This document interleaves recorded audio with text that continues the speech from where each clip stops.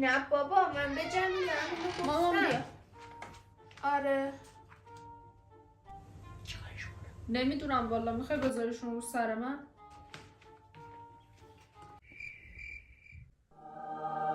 خب بدون چی گفت؟ مامان من دارم با دوستان میرم بیرون، احتمالا شبم نمیام، با ماشین بابام دارم میرم گواهینامه هم که خب میدونی ندارم. نه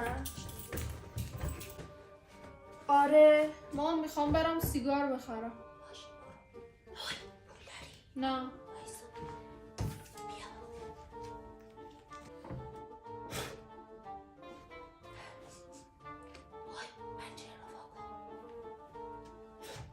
باش. آره مامان من دارم برای همیشه از این خونه میرم، میخوام مستقل شم.